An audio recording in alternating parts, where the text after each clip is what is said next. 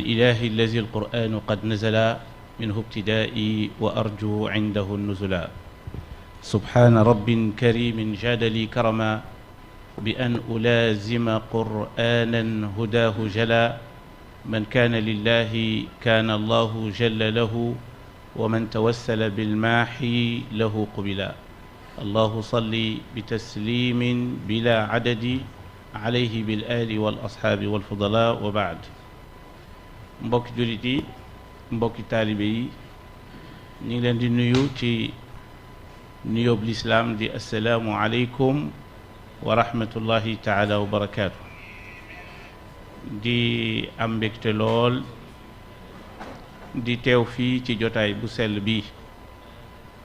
Je vais venir en français, hein? Je fais seulement une introduction.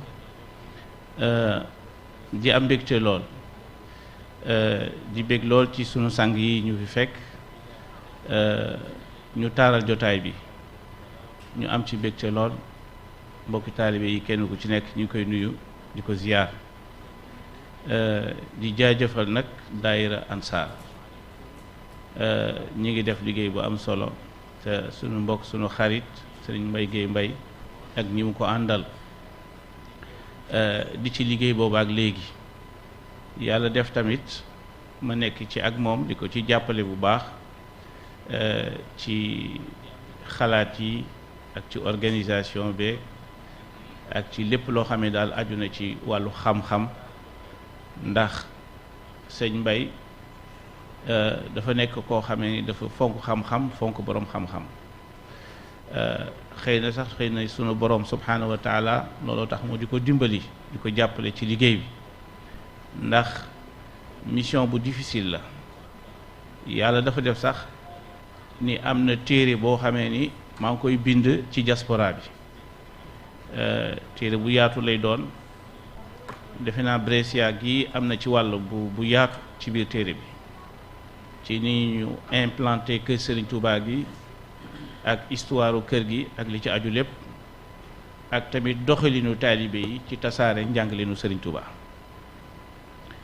defe naa loolu bu yàlla defee ba mu génn ba ñu traduire ko en italien dina amal njëriñ boroom xam-xam yi nekk ci réew mi xam tamit seen dayoo ci réew mi ak seen contribution ci yar xale yi ak teg leen ci yoonu lislaam jaar ko ci njàngalinu Cheikhuna Cheikh Ahmadul Bamba Xaadimu Rasul kon loolu defe naa lu am solo lay doon di nuyu nag sama xaritu bopp di oustaz Nabi Gaaj di boroom xam-xam di conférencier di nit ku am ay jikko yu rafet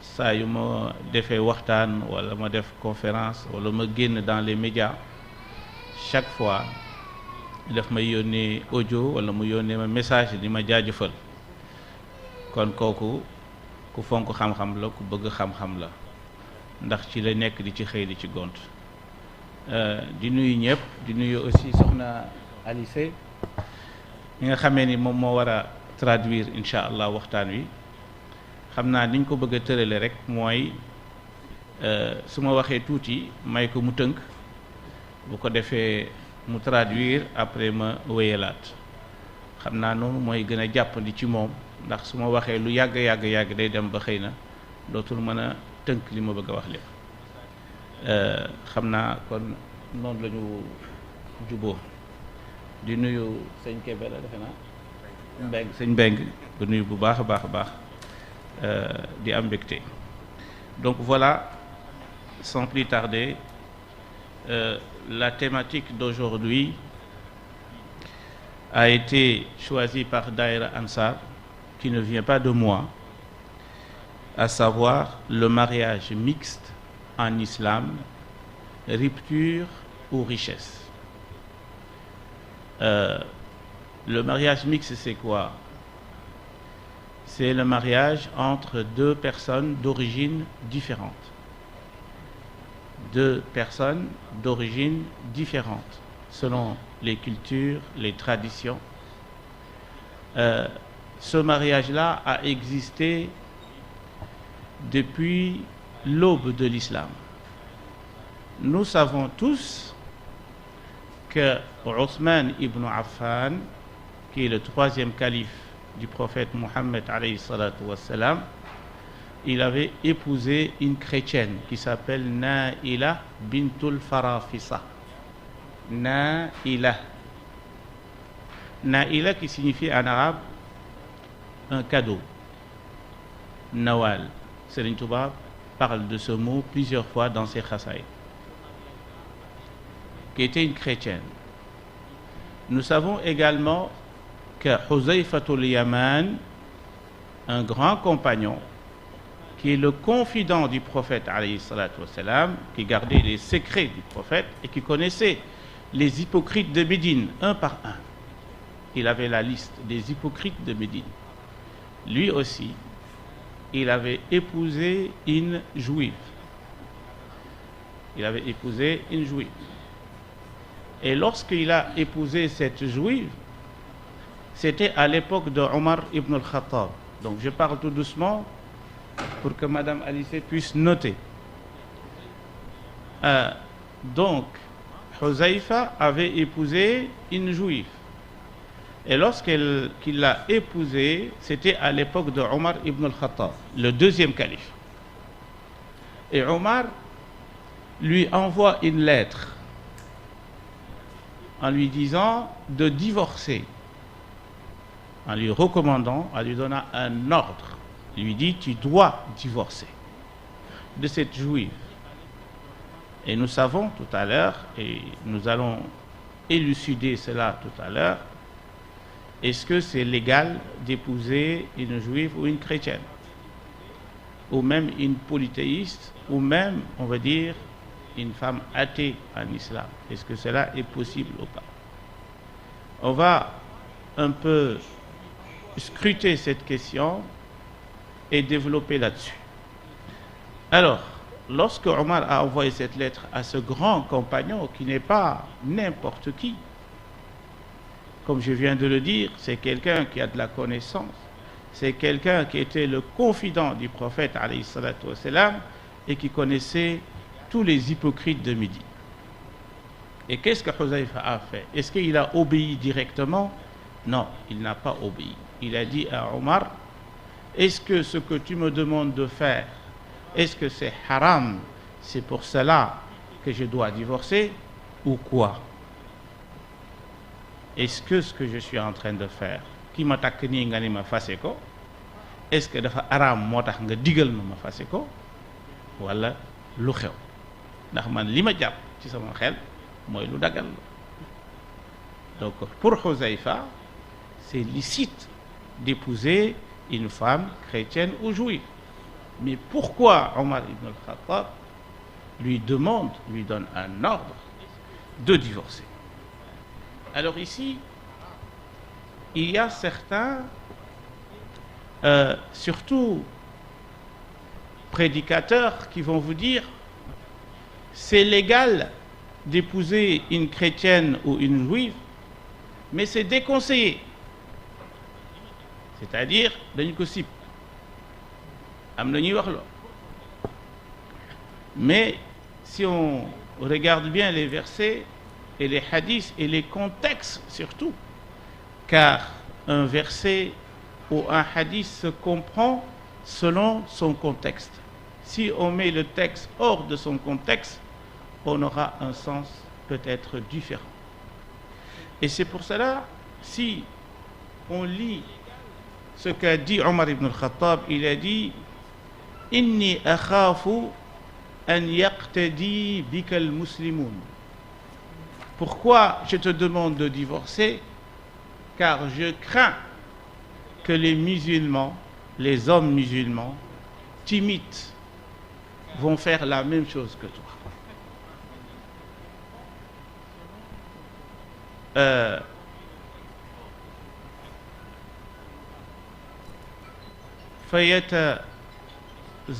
فيتزوجون نساء أهل الذمة لجمالهن. C'est-à-dire que les hommes musulmans vont abandonner les femmes musulmanes pour épouser les femmes non musulmanes par leur beauté. Parce qu'à l'époque, les Arabes voyait les femmes chrétiennes et juives comme étant des beautés, plus que même la beauté de certaines femmes arabes, ou la plupart des femmes arabes. Donc il y avait une certaine précaution. وَكُنَّ بِذَلِكَ فِتْنَةً لِنِسَاءِ الْمُسْلِمِينَ. Si tous les hommes musulmans vont épouser des juifs et des chrétiennes, qui vont épouser donc les femmes musulmanes? Il faut savoir que la parole de Omar ici, c'est dans un contexte. C'est le contexte que les musulmans, ils ont envahi un pays, ou bien ils se sont retrouvés dans un contexte différent, alors qu'il y a des musulmanes qui sont là, qui n'ont pas d'époux, alors que les femmes des chrétiennes et juifs sont là, il y a les hommes juifs et chrétiens. Et donc pour Omar ibn al-Khattab, pour sauver les femmes musulmanes pour qu'elles puissent avoir des maris, c'est dans ce contexte-là. Mais ça ne veut pas dire que c'est déconseillé ou c'est haram, parce que c'est légal dans le Coran. Alors ici, il y a un verset, c'est le verset numéro 5 de la sourate Al-Ma'ida, la table servie, où Allah Azza wa Jal dit, je vais être très bref, et donc le verset dit ceci: اليوم أحل لكم الطيبات وطعام الذين أوتوا الكتاب حل لكم, jusqu'à dire والمحصنات من الذين أوتوا الكتاب من قبلكم إذا آتيتموهن أجورهن. Et donc le Coran ici parle d'un verset extrêmement important qui rend légitime et légal d'épouser une femme juive ou chrétienne, car l'expression, le jargon coranique qui dit Ahlul Kitab, c'est les gens du livre. Et donc le Coran dit la nourriture des gens du livre vous sont licites. Et pareillement, les femmes des gens du livre vous sont licites. Donc c'est clair et net dans ce verset-là. Bismillah. Questa tematica di oggi, basata su il matrimonio misto, rottura o ricchezza, è stata scelta dalla Daira e non dal professore personalmente. Che cosa vuol dire matrimonio misto? Matrimonio tra due persone di origini diverse per cultura e tradizione.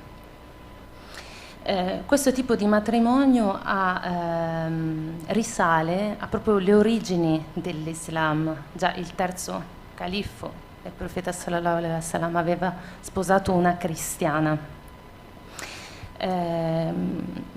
Il suo nome, tradotto dall'arabo, significa regalo, cadeau. Serin Tuba parla di questo nome in molte delle sue Hasidah. Anche il confidente di Sayyidina Muhammad sallallahu alaihi wasallam, una persona molto importante che conosceva tutti gli ipocriti di Medina, aveva sposato una donna ebrea. Era l'epoca di Omar ibn al-Khattab, il secondo califfo. E Omar inviò al confidente del profeta, je ne rappelle pas son nom, Hoseifa, una lettera dicendogli di divorziare. Allora, noi sappiamo però che è legale sposare una donna cristiana, una donna ebrea, una donna atea. Allora, come mai questa lettera? Quando egli ricevette la lettera, non obbedì e rispose: quello che mi chiedi, me lo chiedi perché sposare una donna non musulmana è haram? No, è lecito. Perché allora questo ordine? Allora, alcuni predicatori sostengono che sia legale ma sconsigliato. Nell'azione di Omar ibn al-Khattab noi dobbiamo considerare molto bene il contesto. Perché? Perché in quell'epoca la sua paura era che gli altri musulmani lo imitassero e che gli uomini musulmani abbandonassero le donne musulmane per le altre, in quanto affascinati dalla loro bellezza, perché loro vedevano le donne cristiane e ebree più belle delle arabe. Quindi per tutelare le donne musulmane, lui disse: se tutti gli uomini musulmani fanno questo, chi sposerà poi le donne musulmane? Quindi è importante vedere queste parole all'interno di quel preciso contesto. In realtà questo tipo di matrimonio è un matrimonio permesso, legale, e il professore cita la Surat al-Maida, questo versetto, che dice: vi sono permesse il nutrimento delle genti del libro, vi sono permesse le donne virtuose tra le credenti e le donne virtuose tra le genti che hanno ricevuto il libro prima di voi, e quindi tra le donne, le genti del libro ci sono le donne ebree e le donne cristiane.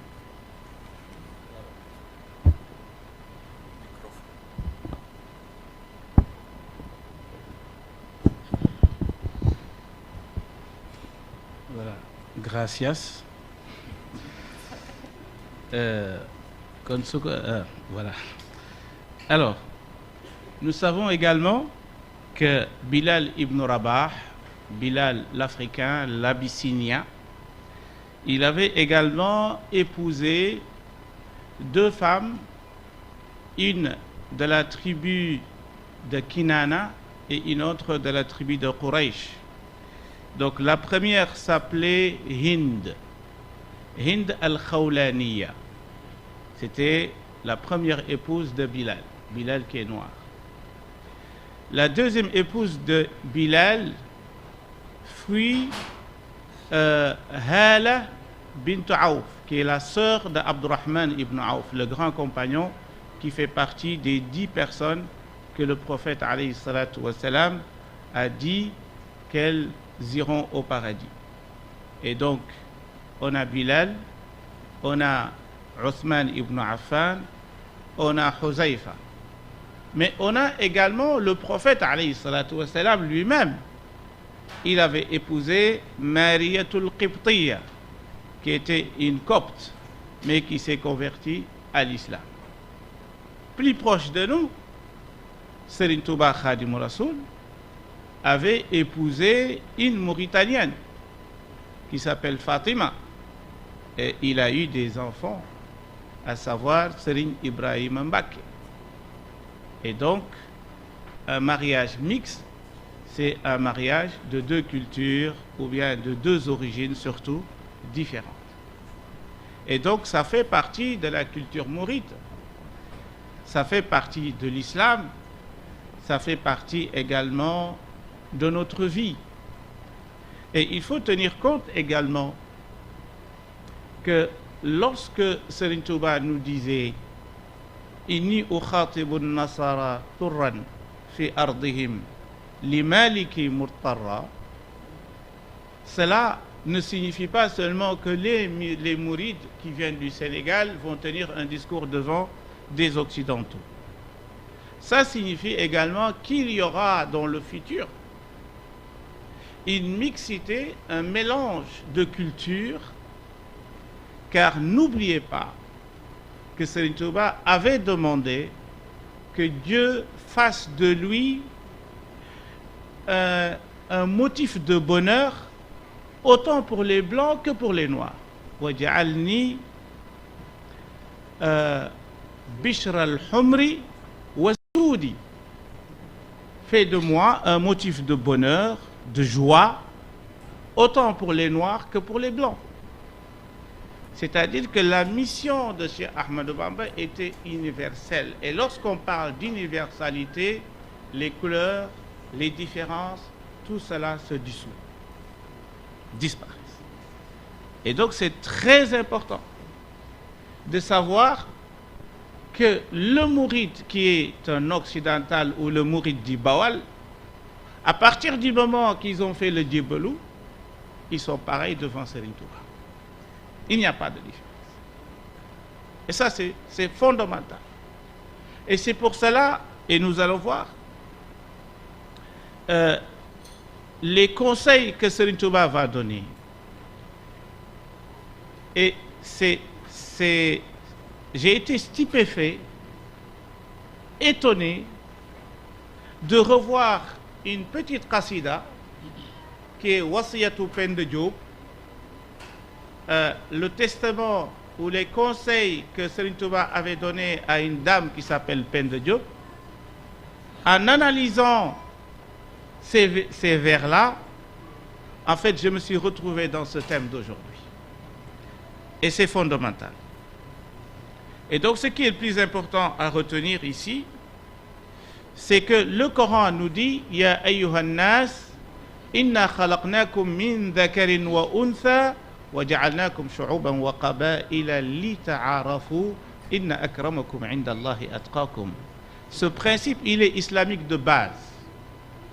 Dieu dit dans le Coran, nous vous avons créé un mâle et femelle, en tribus et peuples, pour que vous vous entreconnaissiez, pour qu'il y ait une connexion entre les tribus, entre les peuples. Et Serigne Touba, c'est ce qu'il a fait toute sa vie durant. Il a essayé de connecter des peuples. Il a essayé de connecter des gens d'origines différentes.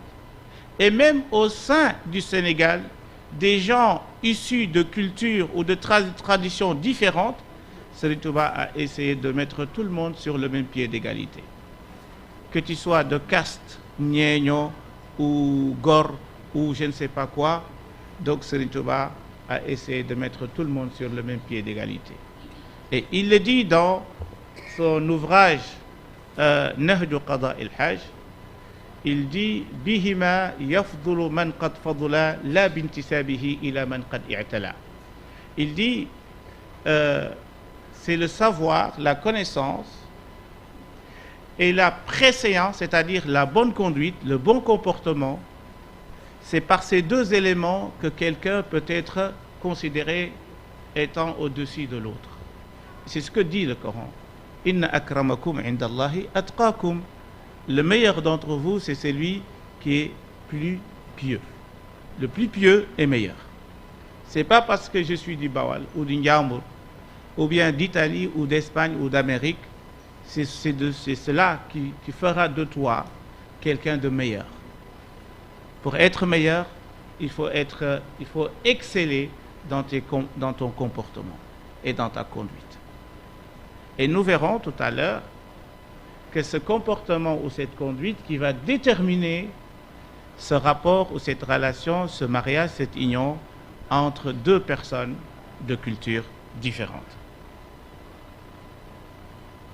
Je vous laisse.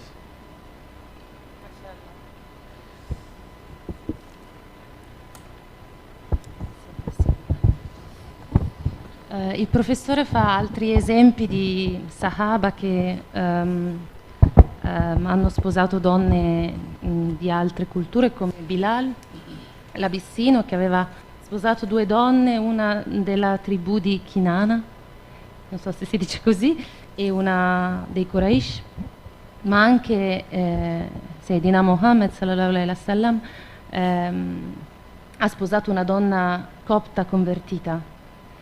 Venendo più vicini a noi, Serigne Touba ha sposato una donna della Mauritania, Fatima, con la quale ha avuto un figlio, Ibrahima Mbake.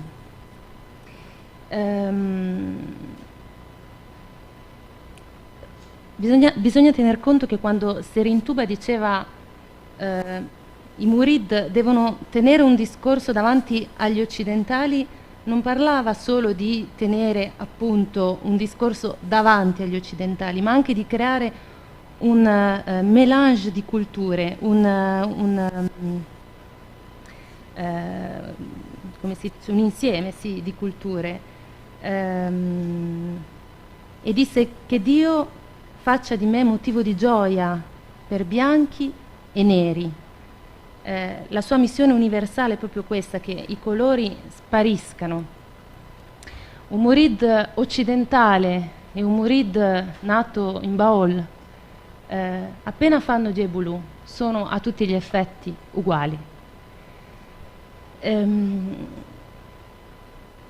E i consigli di Serin Tuba, dice il professore, sono veramente estremamente attuali nella nostra società.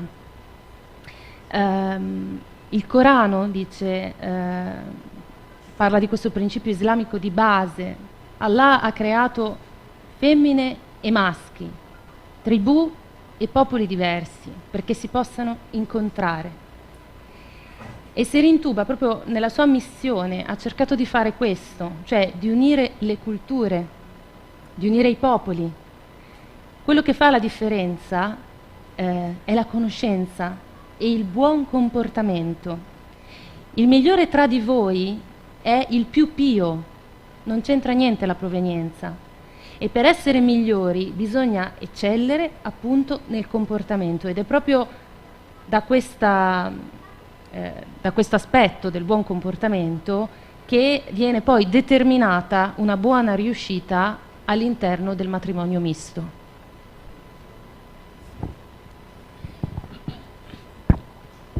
Alors, cela étant dit, il y a un verset et un hadith qui sont très importants. Le premier, Serigne Nabi Gadj l'avait évoqué tout à l'heure, c'est le verset qui dit وَمِنْ آيَاتِهِ أَنْ خَلَقَ لَكُم مِّنْ أَنفُسِكُمْ أَزْوَاجًا لِتَسْكُنُوا إِلَيْهَا وَجَعَلَ بَيْنَكُم مَّوَدَّةً وَرَحْمَةً إِنَّ فِي ذَلِكَ لَآيَاتٍ لِقَوْمٍ يَتَفَكَّرُونَ. Alors, nous en Belgique, dans le centre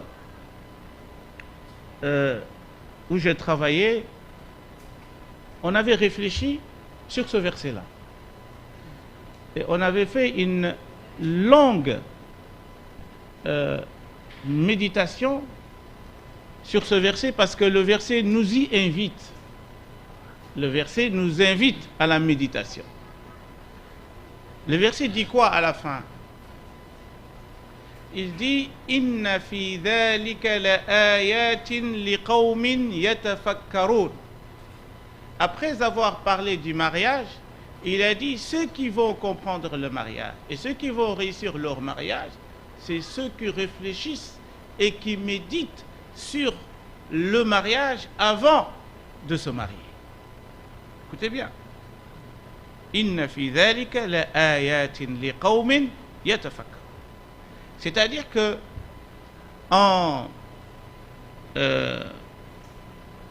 je pense que c'est Philippines,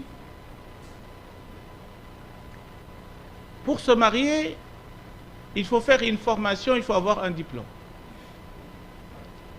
C'est-à-dire qu'ici, dans cette salle, on a beaucoup de mariés et qui n'ont jamais peut-être fait une formation. Savoir c'est quoi le mariage. On se marie pourquoi? On se marie parce que j'ai plus de 20 ans, 25 ans, j'ai les moyens, je commence à travailler, j'ai un travail, je me sens homme et donc je me marie. Alors pour se marier, ce n'est pas les raisons physiques et matérielles. Il faut être prêt mentalement à accepter de vivre avec quelqu'un d'autre. C'est très important. Parce que toute ta vie, tu vivais tout seul. Maintenant, tu vas vivre avec quelqu'un que tu dois supporter, que tu dois accepter et que tu dois aussi prendre des décisions avec. Et donc, tu n'es plus libre comme avant. Est-ce que mentalement, tu es prêt? Est-ce que les droits et devoirs de l'homme et de la femme, est-ce que tu les connais déjà? Monsieur est parti en Italie, il commence à gagner de l'argent, il envoie au pays, son papa lui dit, on a choisi pour toi une sœur dans le quartier ou dans la famille telle, ok, je viens, je vais la voir et puis je vais me marier. C'est comme ça généralement que ça se passe. Alors qu'on n'a aucune connaissance de c'est quoi le mariage. Et c'est pour ça que le Coran nous y invite, il nous dit, essaye de connaître c'est quoi le mariage. Il faut y réfléchir. C'est quoi le mariage? Et le Coran nous le dit dans le même verset. لِتَسْكُنُوا إِلَيْهَا وَجَعَلَ بَيْنَكُمْ مَوَدَّةً وَرَحْمَةً.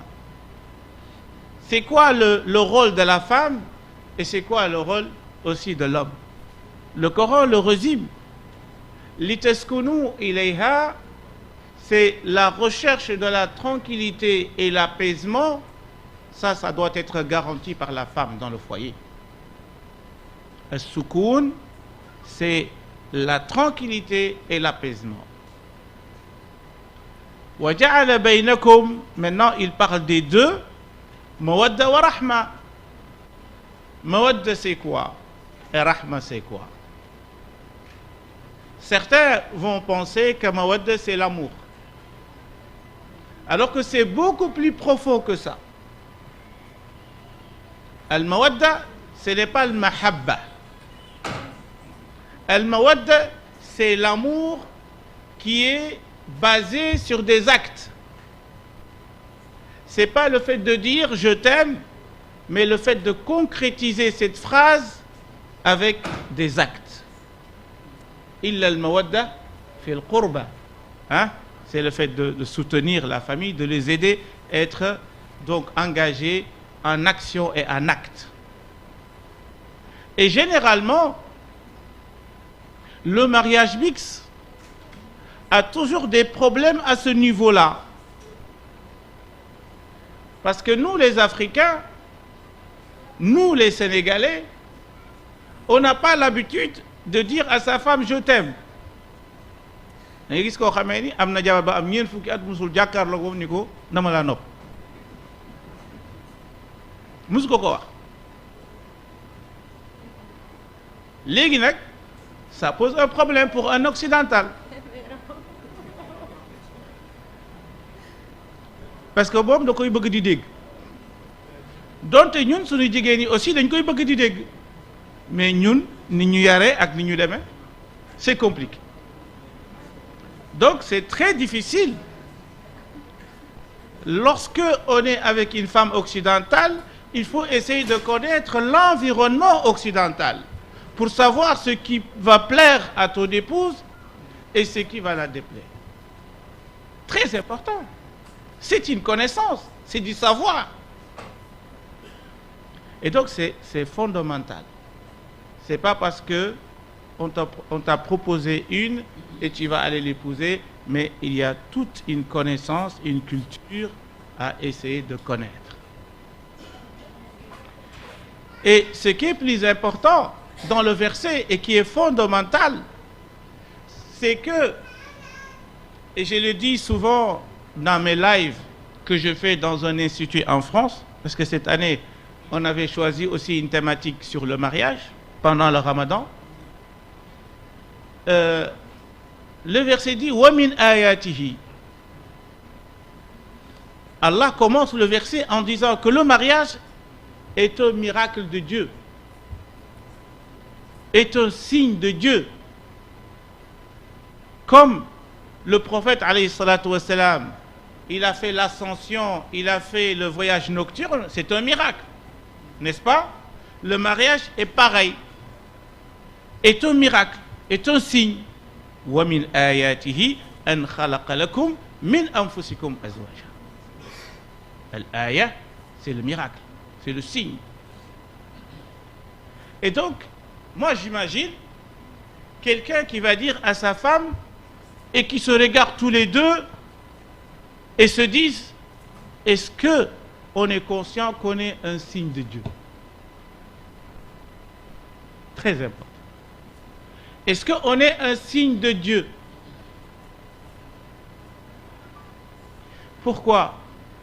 Parce que tu ne m'as pas choisi par hasard, je ne t'ai pas choisi par hasard. Il n'y a pas de hasard là-dessus. Et le hadith dont je vous ai parlé tout à l'heure, qu'est-ce que dit le hadith? Le hadith dit Al-arwahu junudun mujannada ma ta'arafa minha i'talaf wa ma tanakara minha ikhtalaf. Les âmes qui vont s'aimer et qui vont se marier ici, en fait, s'aimer avant leur venue ici-bas. Ba ñu nekkee ca aalamul xayb la ruu yooyu bëggante woon soppante woon comme ci ñi nga xamee ni noonu la taalibe bi di bëgg sëriñam sëriñ boobu bëggante boobu di dëggu en fait cofeel googu ak mbëggeel googu existé woon na avant ngay ñëw ci kaw suuf loolu la xadis bi wax al arwaaxu junudun mujannada ma taarafa minha. Les âmes qui se connaissaient avant et qui s'aimaient avant, lorsqu'elles vont se retrouver ici-bas, vont s'aimer et vont se connecter. Et donc, il n'y a pas de hasard. Si tu épouses une Italienne ou un Italien épouse une Sénégalaise, sachez qu'il n'y a pas de hasard. Surtout s'il y a un amour sincère, un engagement sincère. Et c'est fondamental. Et c'est pour cela, je te laisse traduire avant de venir sur le testament.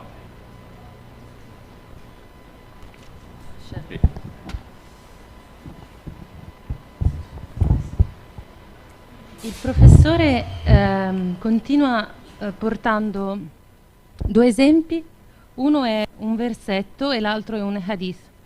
Rispetto a questo versetto del Corano, dice che in Belgio, nel centro dove lavorava prima, hanno riflettuto a lungo su questo versetto, hanno meditato a lungo, perché proprio il versetto stesso ci invita alla meditazione.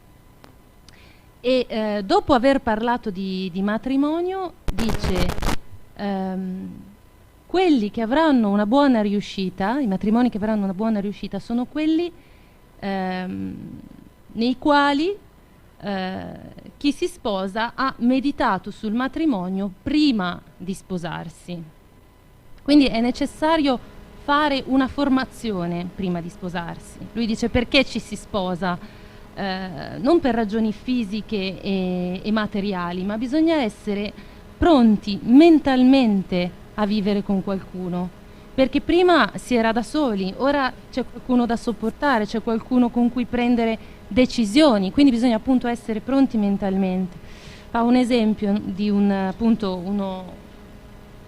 di voi, insomma, che parte per l'Italia e suo padre gli telefona e sceglie per lui una moglie che lui non conosce.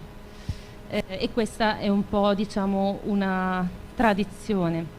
Allora lui dice, bisogna capire che cos'è il matrimonio, che cos'è il ruolo, qual è il ruolo della donna, qual è il ruolo dell'uomo. Per esempio, è la donna, il compito della donna quello di portare la tranquillità, la consolazione all'interno del matrimonio. Lui parla poi di una forma di amore che non è soltanto semplicemente amore, ma è molto più profondo ed è un tipo di amore basato su degli atti. Non è semplicemente dire ti amo, ma si concretizza attraverso delle azioni. Ça c'est le rôle de l'homme, de faire des actes dans le mariage, de faire des actes concrets. Sì, e questa è la parte maschile. Allora lui dice generalmente il matrimonio misto ha problemi su questi punti. Per esempio gli uomini senegalesi non hanno l'abitudine di dire alla donna ti amo e questa cosa crea problemi per gli occidentali. Bisogna quindi conoscere il contesto occidentale per capire ad esempio cosa piace a una donna occidentale, qual è la sua cultura. Poi continua dicendo che nel versetto c'è questa parte fondamentale che dice che il matrimonio è un miracolo di Dio, è un segno, è un miracolo, come l'ascensione del profeta, sallallahu alaihi wasallam, è un miracolo, così lo è anche il matrimonio. E chiede, quando un uomo e una donna sposati si guardano negli occhi, si dicono, siamo consapevoli che noi insieme siamo un segno di Dio? Il caso non esiste. E poi cita un hadith: le anime che si amano qui su questa terra si conoscevano e amavano prima e si rincontrano e si connettono qui. Non esiste quindi il caso, soprattutto se c'è amore e impegno sincero.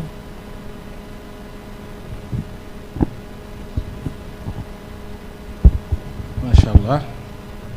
Alors, maintenant, les deux mondes différents, les deux horizons différents, le monde de la culture du mari et la culture de l'épouse.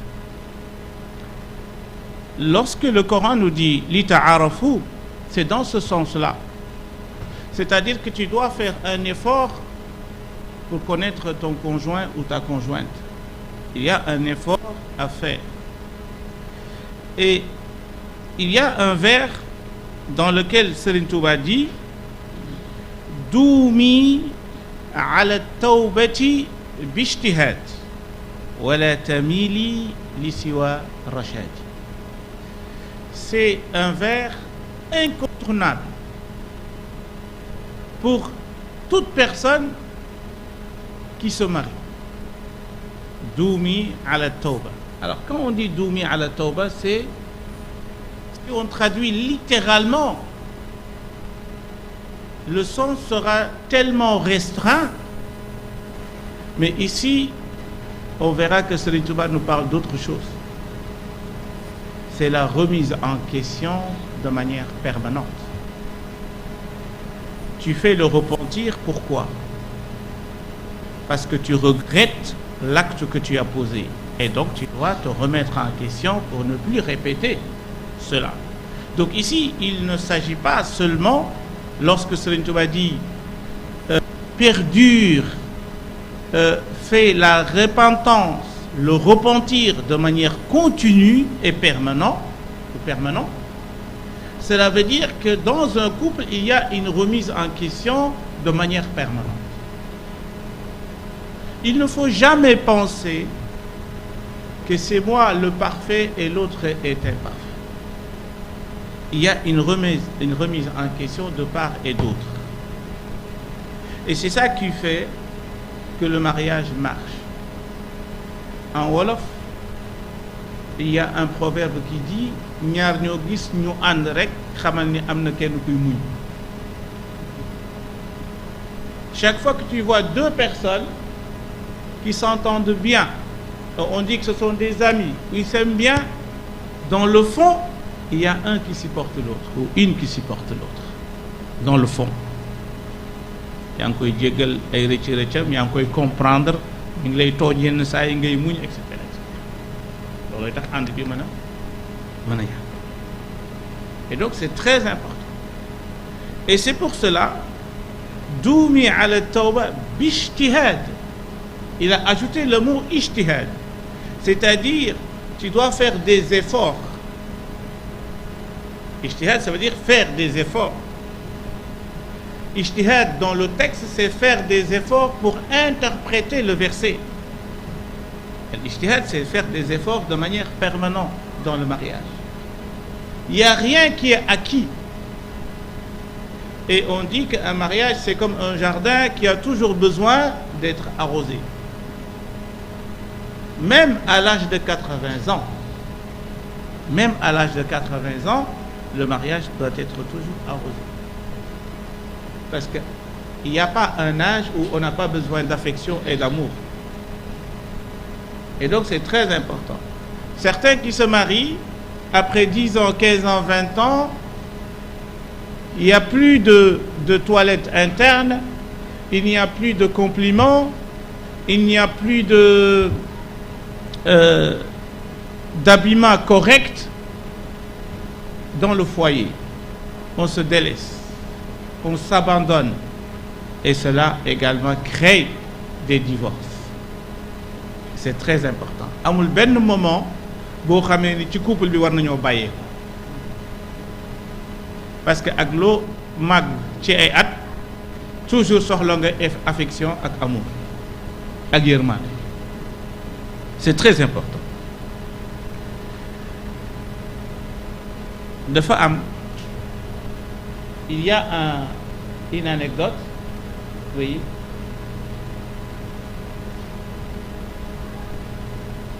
Je vais aller très vite. Ne vous inquiétez pas.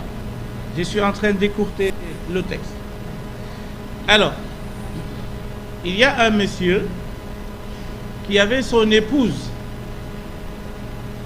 Et l'épouse lui faisait chaque jour des compliments. Est-ce que vous m'entendez ou pas? Les sœurs qui parlent, soxna yi wax. Il y a un monsieur, un mari, qui faisait une femme qui faisait toujours des compliments à son mari. Et le mari était tellement content. Chaque fois qu'il lui dit tu es le meilleur des hommes, yaay jàmbaar ji, yaay ki baax ki, yaay ki tabe ki, yaay etc. tous les jours. Et le mari était tellement content et il s'est dit je vais envoyer mon épouse au pèlerinage. Elle va aller faire le hajj. Muy day yebal soxna si mu dem aji. Et lorsque madame est partie, est revenue, il n'y a plus de compliments à la maison. Ndaw si dafa ñibbisi rek mel ne ku muuma. Compliment yi mu doon defal jëkkëram defatu. Daan ko wax ne ko yaay ki gën ci góor ñi, yaay ki gën a tabe, yaay ki gën a nangam. Mu xëy ñibbisi rek bàyyi loolu yëpp toog jàpp njàpp. Et là, le mari se pose des questions. Il se dit, moi je voulais qu'elle continue encore à me faire des compliments, c'est pour cela que je l'ai récompensée en l'envoyant au pèlerinage. Et là, madame répond en disant qu'avant de partir, j'étais pas Adjaratou. Maintenant je suis Adjaratou, je ne peux plus mentir car tout ce que je te disais, c'était pas sincère.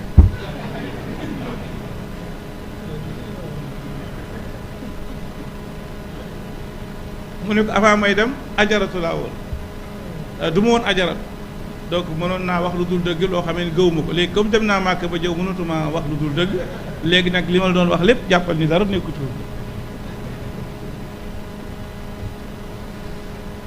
Mais l'islam a autorisé le mensonge. Écoutez bien ce que je vais vous dire. L'islam a autorisé le mensonge dans ce contexte-là.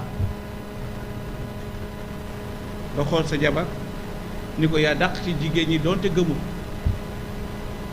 wala ku jigéen ki wax ku jëkkëram ni ko yaa gën ci góor ñi te gëmul.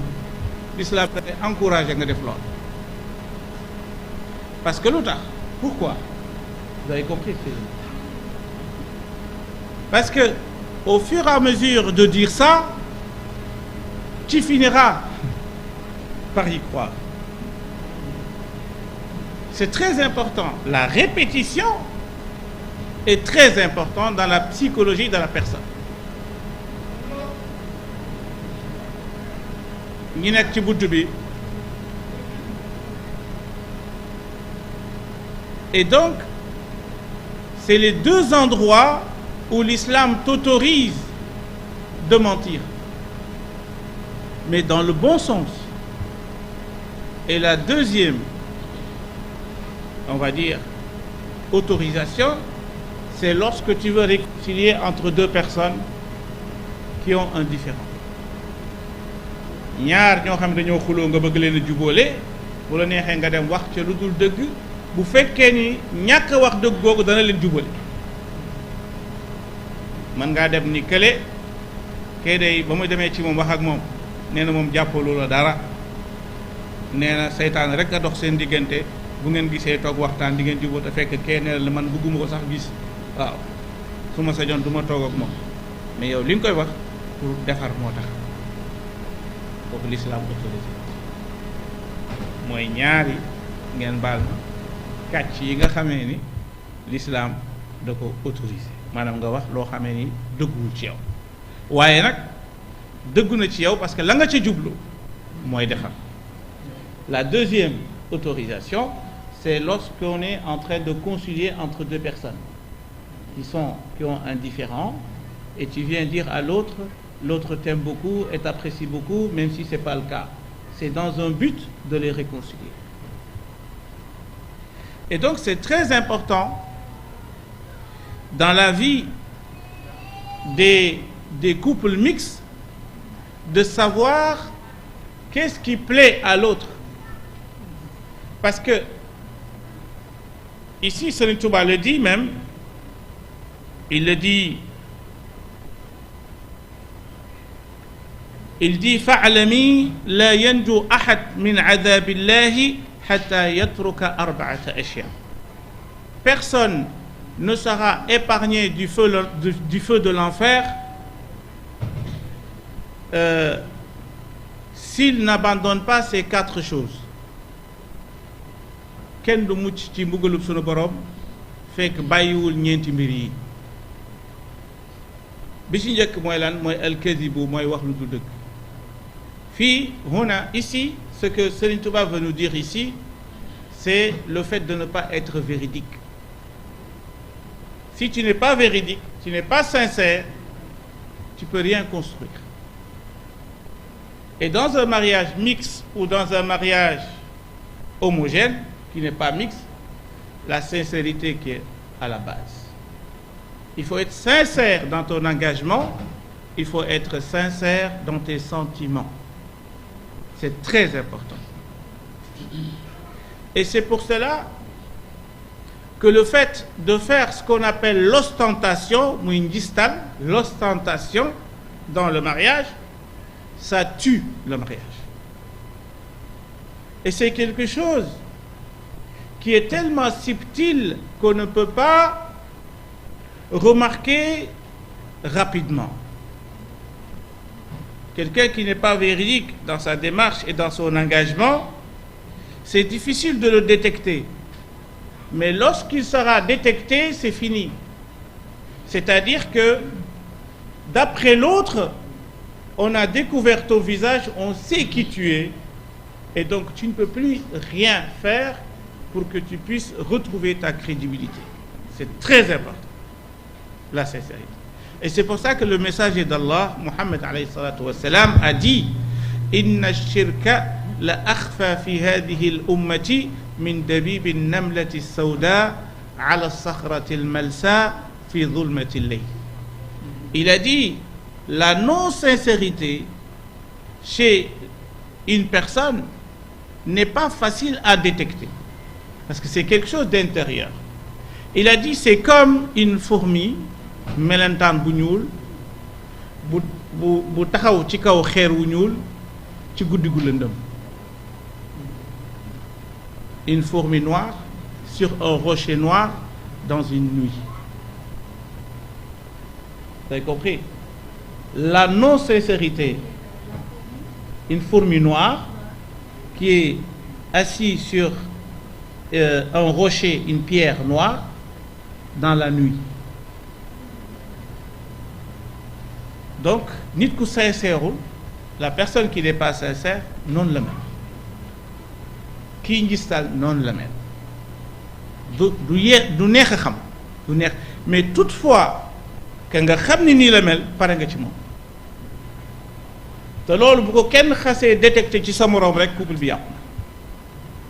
Kon c'est très important.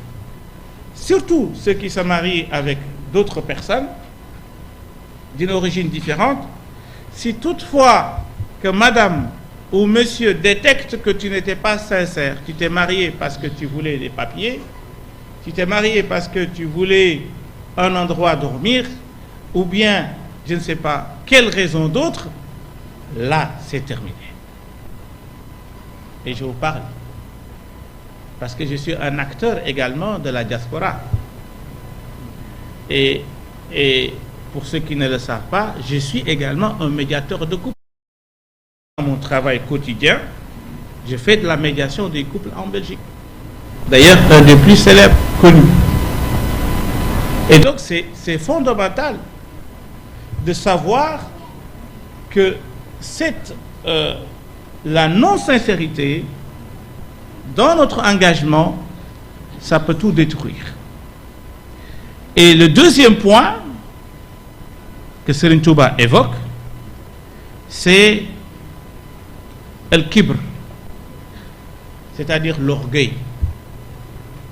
Si toutefois que toi, le Sénégalais, tu penses que tu es supérieur à l'italienne parce que tu es de culture mouride, ou bien tu connais l'islam mieux qu'elle et qu'elle vient de se convertir, tu te trompes.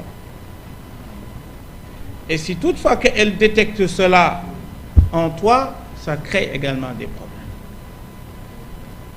Il faut rester modeste, il faut cheminer ensemble en respectant l'autre. C'est très important. Le non-respect et le sentiment d'orgueil créent de la frustration. Frustration les crée. Donc lu mata wattandiku la. Le mouride ou le Sénégalais qui épouse une Italienne et qui pense qu'il doit vivre comme il était au Sénégal, là, il ne sait pas de quoi il s'engage. Ki jóge Sénégal ñëw ni dafa bëgg a sëy ak benn italienne te nanguwul changer ci ay aspect waxuñu ñëpp parce que yi nga indaale da nga indaale ay valeurs yow tamit nga fekk fi aussi ay valeurs kon yow da nga war a nekk koo xamee ni qu'il est modeste. Tu ne peux pas venir avec un sentiment d'orgueil et de supériorité pour nga yaakaar ni kii maa ko dugal ci l'islam kon maa ko war a xamal lépp moom xamul dara waruma jàng ci moom. C'est très important loolu bu la dalee xamal ni mariage bi boo atuwul du sori. Il faut que ki ngay jàngal war koo teetee war koo yóbbaale ànd ak moom gunge ko il faut que mu yëg ci yow ak woyof te lii nga koy defal nii defalagoo ko parce que yaa ko tane moom dafa sànk woon dafa réeroon mais dafa war a yëg ni yërmande moo lay pousser ak woyof moo lay pousser pour nga ànd ak moom chemin. Je le dis en français. Et donc c'est très important d'être modeste dans notre démarche et de ne pas être orgueilleux. Il ne faut pas penser que moi, le musulman, le mouride, je connais tout et que toi, tu étais égaré, tu n'étais pas musulmane et c'est moi qui t'a guidé, c'est moi qui t'a ramené à l'islam, etc., etc. Et donc, faire comprendre cela à madame, ça crée une certaine frustration. Alors,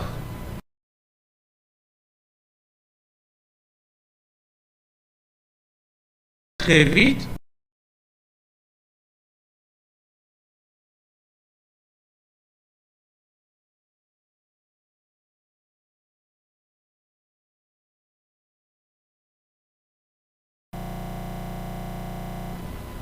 c'est el bukhl, c'est l'avarice, être radin, naïf. Mais ici, quand on parle de radin, d'avarice, c'est pas seulement le fait de ne pas donner l'argent. Pour les Occidentaux, ne pas donner l'argent, c'est pas très grave. Mais être radin dans les sentiments, ça, c'est fondamental. Nay ci say sentiments. Nay ci sa wax lu baax jëmale ci sa nawle. Loolu ak nay la. Nay rek du ni koo xam ne bu ñu ko laajee du joxe wala bu joxee tuuti lay joxe loolu mooy nay ji ñu xam mais dans l'esprit d'un occidental ñoom dañuy wax ni tu es radin dans tes sentiments, c'est-à-dire que ni yow doo exprimer wu li ne ci yow parce que ñoom dañuy bëgg yow li ne ci yow ñoom ñu xam ko ngay waxtaan ak ñoom di échanger ak ñoom. Mais bu fekkee ni yow li ngay yëg ak li ngay dund yow sa biir rek nga ko bëgg a téye garder ko pour yow loolu ça pose un problème pour ki nga nekk. C'est très important. Vous avez compris? Alors le quatrième point, comme ça on va aller très vite, c'est su'u dhann. Et ça c'est Serigne Touba qui le dit dans Wasiyatu Penda Diop. Bu ñeenteel bi, le quatrième, c'est quoi? c'est avoir une mauvaise opinion sur l'autre et d'interpréter les propos de l'autre sans connaître le contexte dans lequel il a émis ses propos. ñaar ñoo xamee ni ci ñaari culture yu bokkul lañ kii mën nay wax jëmale fii yow ngay wax jëmale fële yow nga yaakaar ni kii li muy wax nii dafa laa bëgg a wàññi dafa laa bëgg a wax nangam te fekk ni moom jubluwu ci lool parce que yow yaamul kii fi muy waxe maanaam day am lu ñu tuddee dialogue des sourds au sein du couple ñaar ñu tëx ñoo xamee ni dañuy werante parce que tey ci culture occidentale bi mën ngaa wax muy la non c'est pas vrai parce que ñoom loolu la ñu miin loolu la ñu xam léegi yow ci biir Sénégal yow nga nekk sénégalais nga nee na damay fen la wax kii respecté wu ma kii te joxuma cëru dafa mën a fekk xamoo ni moom kii éducation am waajuram sax loolu la koy wax donc il faut que nga xam ki nga nekkal nu muy xalaatee ak nu muy waxee ak ay baatam ak ay expression am lan lay tekki parce que boo ko xamoon nga jëlee ko yow ci sa culture yow rek day diis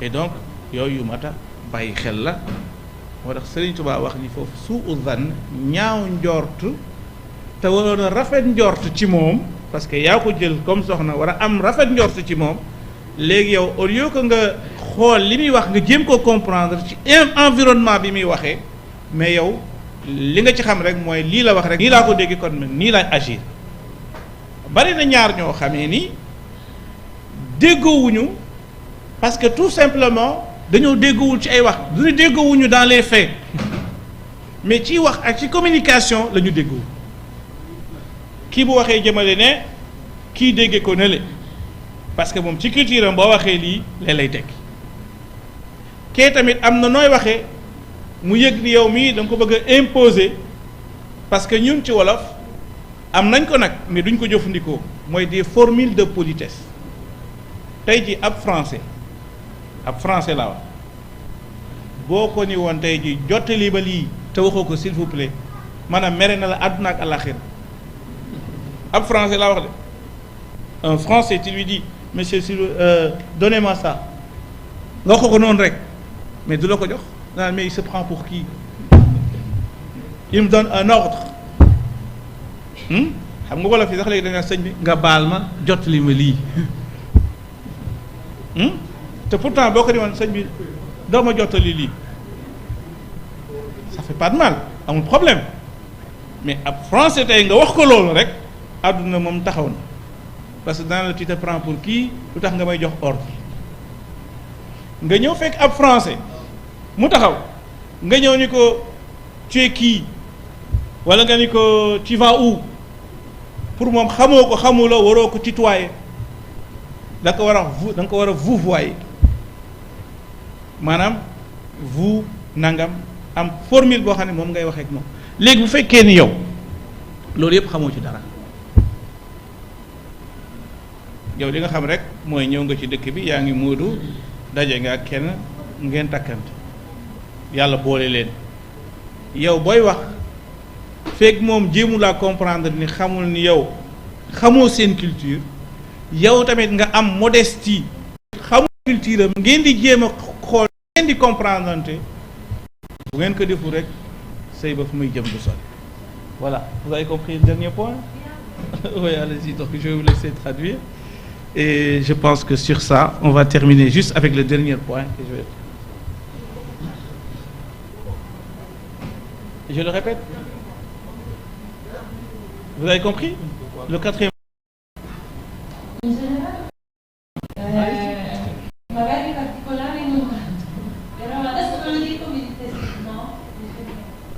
C'est la communication. C'est qu'en français, quand on dit tu, oui, on utilise des phrases. Parfois, pour un Français, si tu lui dis tu, il va s'énerver parce qu'il dit tu me connais pas, pourquoi tu me tutoies? Voilà, donc. Je comprends parce que quand les hommes sénégalais font ça, Je comprends comme européenne que ça n'est pas gentil, Oui, mais je sais que voilà. Pour les Sénégalais c'est normal. Ça, oui. C'est ça, ok. Voilà, elle a bien compris.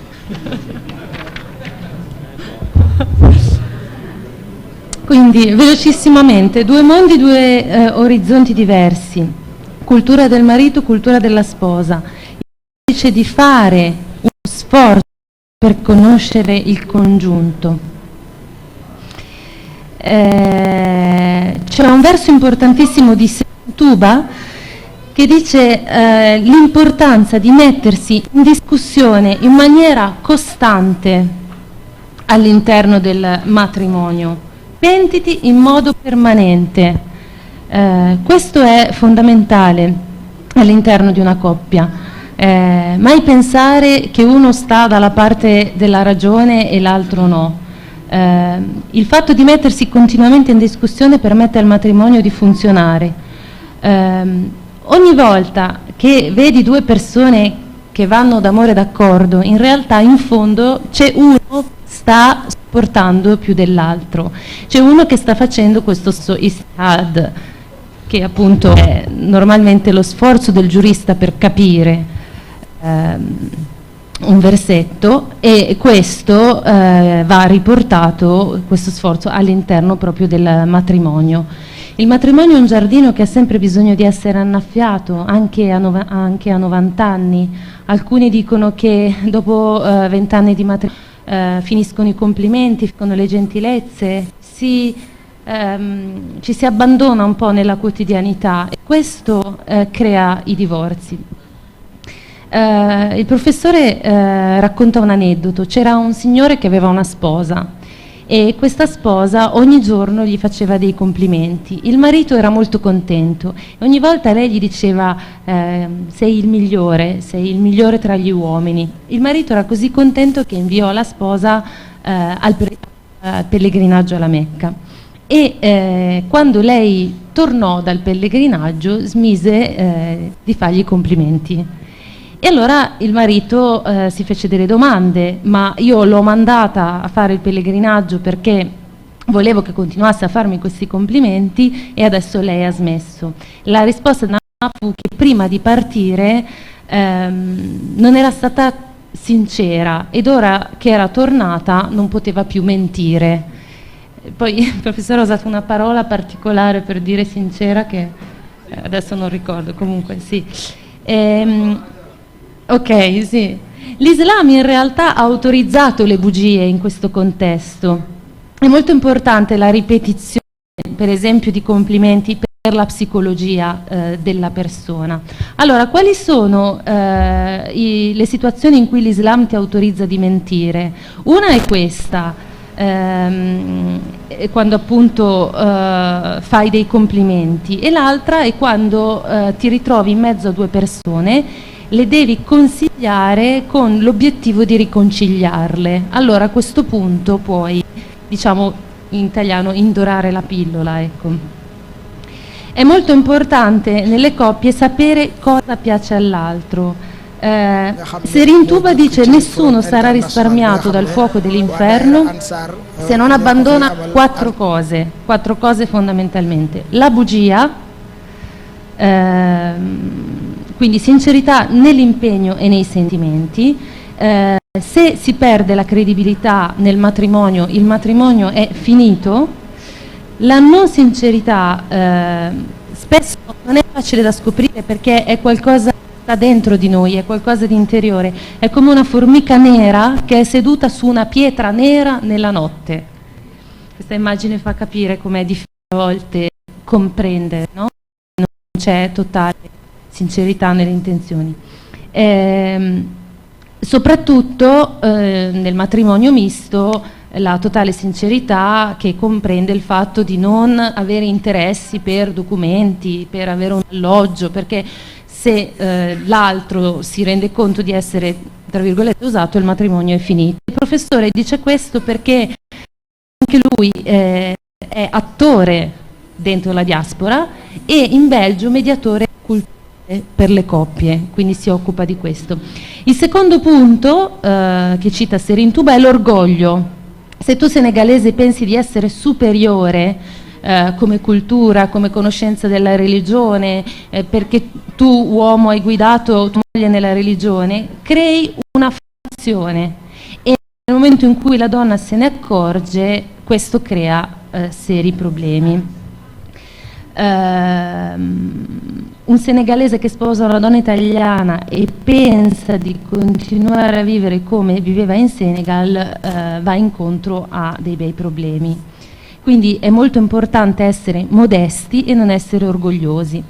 Il terzo punto è l'avarizia. Avarizia non soltanto nel non dare soldi, perché per gli occidentali non è grave, però è una cosa gradita in ogni caso, ma anche, soprattutto, nei sentimenti. Questo è fondamentale.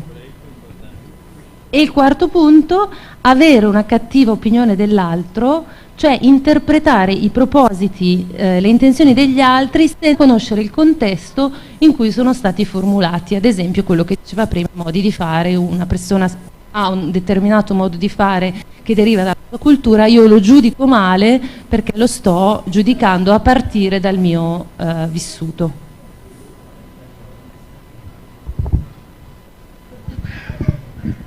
Gracias. Gracias. Alors, je vais terminer. Gracias. Gracias. Gracias. Mashallah, elle traduit bien, mashallah. J'aimerais que vous applaudissiez pour elle, vraiment. Mashallah. Welcome. Mashallah. Mashallah. Alors, ici, je vais donner quelques exemples. Lorsque j'étais au centre islamique de Bruxelles, il y avait un monsieur qui était venu avec une femme.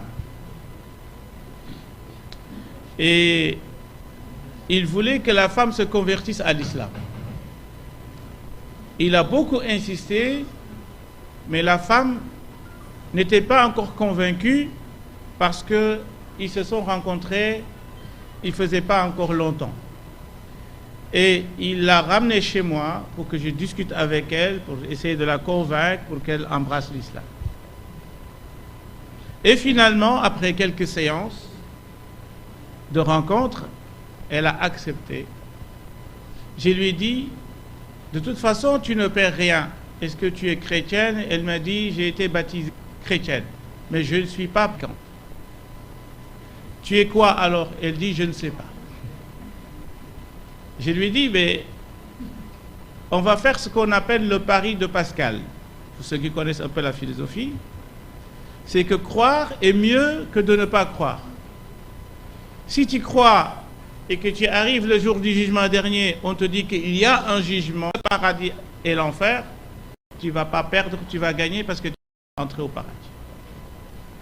Et si toutefois, on te dit que le paradis et l'enfer n'existent pas, c'était une blague, et là, tu perds rien. Au moins, tu as adoré quelqu'un qui n'existait pas, mais tu perds rien. Mais le cas contraire, tu vas perdre. Parce que si toutefois que l'enfer et le paradis existent, tu vas perdre. Et donc tu perds rien en acceptant d'être musulmane.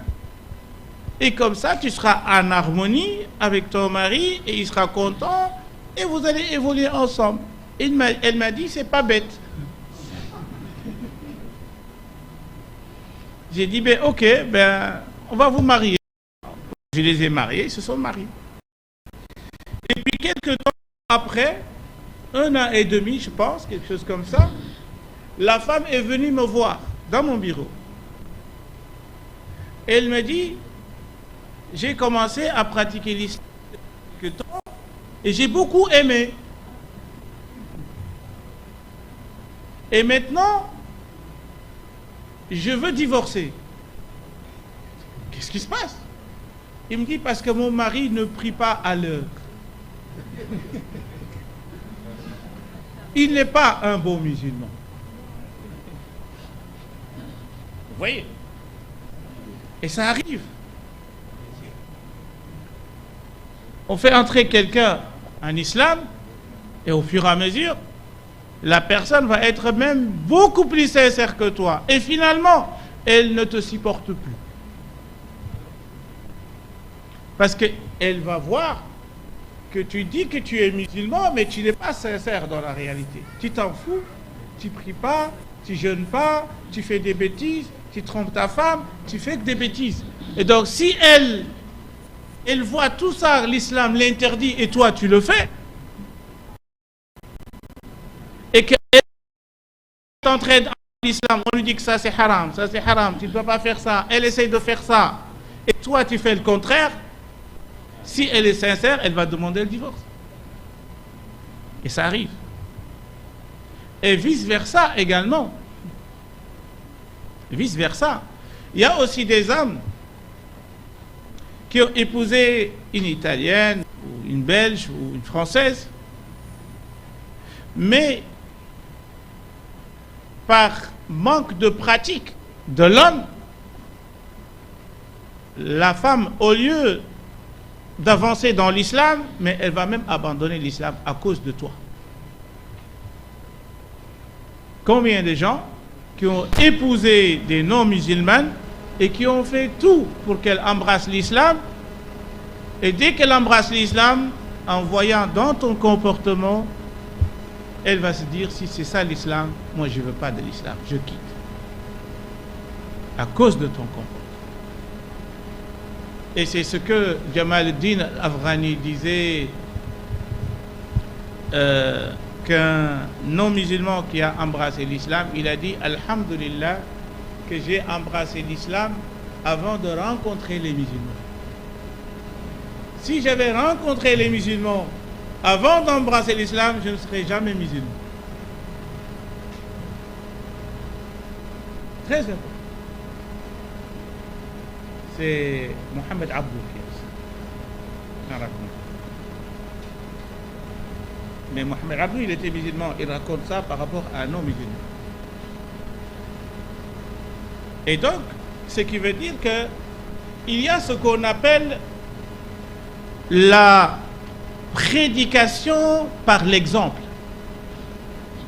Il y en a qui prêchent parmi vous, ci moodu yi am na ñoo xamee ni li ñuy xiirtal nit ñi ci lislaam ak li ñuy jox ay nit yu dul jullit ñuy naw lislaam te xamuñu xadis xamuñu aaya.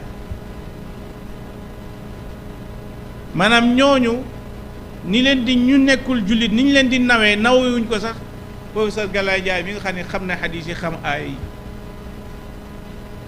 ñoom la ñu mën a dugal ci lislaam yor sama la ak sama discours sax du ma ko dugal ci lislaam parce que ñoom fa ñuy liggéeyee lañ fa wone mooy sincérité ak bonne conduite wone fa ak njub ñooñu ñoo gën a gaaw a dugal lislaam ci ñi nga xam ne seen làmmiñ lañu yor ak di wër di conférence. parce que sama benn professeur bu nekkoon université de Lille sa wax ni ma boo fekk ne ku ñuy wax René Descartes un grand philosophe français fekk ñuy jàng la ñuy tuddee les preuves ontologiques mooy les preuves de l'existence de Dieu bi ñu ko jàngee ba pare mu ni ñu mais de toute façon ces preuves-là n'ont jamais converti personne lii la ma wax mun man maa ngi nii jàng naa ko di leen jàngal te gëwuma mu ni kon lii tax nit ñi di gëm c'est dans le comportement moo tax yenentu bi alayhi salatu wasalaam wax ni inni bu'istu li utammima makarim al akhlaq je n'ai été envoyé que pour parfaire les bonnes conduites kon ci sunuy relation ak surtout sunuy nawle li ëpp solo du di leen taril xasaat yi du di leen taril ay yeeg xadiis yi waaye dund aay yeeg xadiis yi ci sunu comportement ak ci sunu nekkin ak ci sunu waxin ak ci sunuy teggin loolu la ñu mën a attirer ñi nga xamee ni ñu naw lislaam naw sunu diine waaye naw tamit yoonu murit naw fi nga xamee ni fa la ñu bokk. Jamal al-Din al-Afghani dafa mës a daje je vais venir Jamal al-Din al-Afghani il avait rencontré un grand savant de son temps qui s'appelle Ernest Renan. Ernest Renan c'est un des plus grands racistes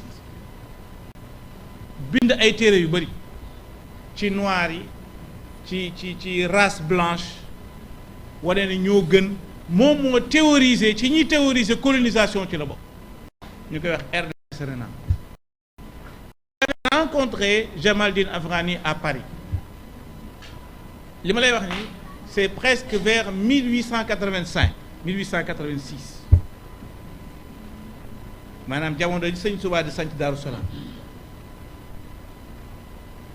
bi mu rencontré ñu waxtaan ñoom ñaar ils ont discuté et Jamaldine Afghani qui avait un mépris pour l'islam et les musulmans, lorsqu'il a rencontré Jamaldine Afghani, il s'est dit tiens,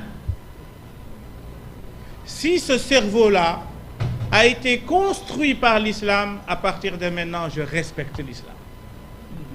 Écoutez bien, si ce cerveau-là xel mi bu fekkee ni l'islam moo ko tabax bis ni ki tey man respecté naa l'islam ak jullit ñi mooy tey jii ñun bu ñu fexee ba waa Occident xam njàngalinu Serigne Touba dëggantaan ci lañ leen di gën a nawe tey yàlla nag def nag ngeen incarné njàngalin boobu ci seen doxin ak ci seen comportement yàlla nañu yàlla defal tawfeex ak tey si je répète ce que j'ai dit. Vous avez compris. Je disais, premier point B. C'était quoi encore? J'ai commencé avec quoi?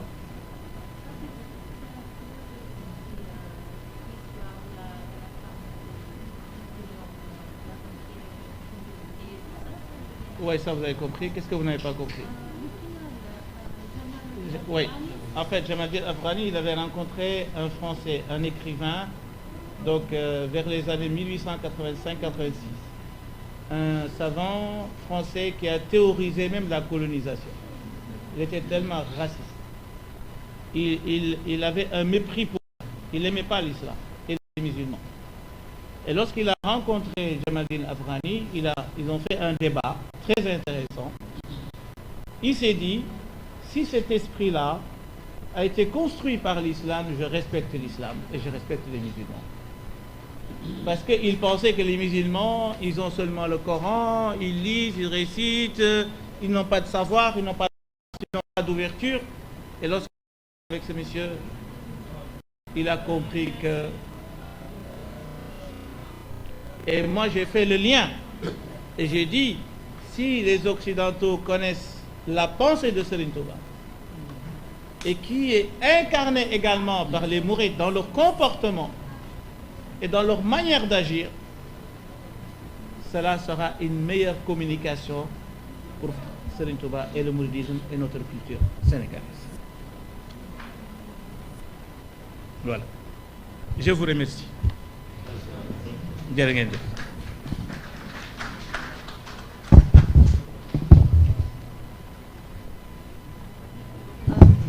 Il professore ha raccontato un esempio di una cosa che gli è capitata al centro islamico a Bruxelles.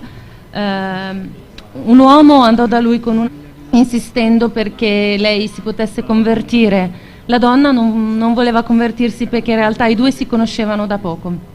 Però l'uomo portò la donna dal professore più volte e dopo qualche, insomma, con questo obiettivo, e dopo qualche incontro la donna accettò.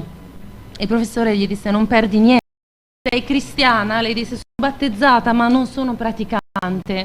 Allora che cosa sei? In fondo non perdi niente nel giorno del giudizio, perché se se tutto questo è vero, ci hai guadagnato. Se invece è stata tutta un gioco, diciamo, non hai perso niente. La donna, quindi accettando di essere musulmana, non perdi niente, anzi sarai in armonia con tuo marito. Dopo un po' di tempo la donna è tornata da lui e gli ha detto di aver cominciato a praticare e che questa cosa le è piaciuta, e a quel punto adesso però voglio divorziare perché mio marito non prega all'ora giusta, non è un buon musulmano, e adesso che conosco l'Islam me ne rendo conto. E convertito ancora di più a un certo punto si rende conto se l'altro fa poi quello che dice e se la convertita o il convertito è sincero, poi in questi casi chiede il divorzio.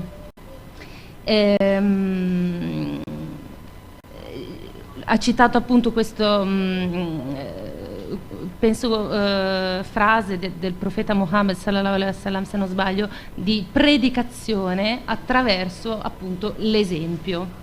E poi il professore conclude con questa piccola storia di questo Jamal Afghani, okay, che incontrò intorno al 1886 a Parigi un grande sapiente dei suoi tempi, uno scrittore che aveva un teorico della colonizzazione, che era una persona razzista, che aveva dei pregiudizi e, insomma, a cui non piaceva l'Islam.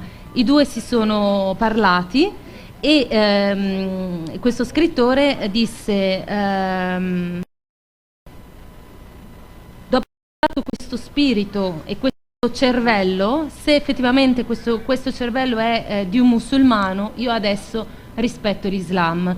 E il professore fa proprio questo parallelismo tra questa storia e questo pensiero, che se gli occidentali conoscono Serin Tuba e i Murid, il vero messaggio dei Murid, questa sarà la migliore comunicazione per far conoscere l'Islam.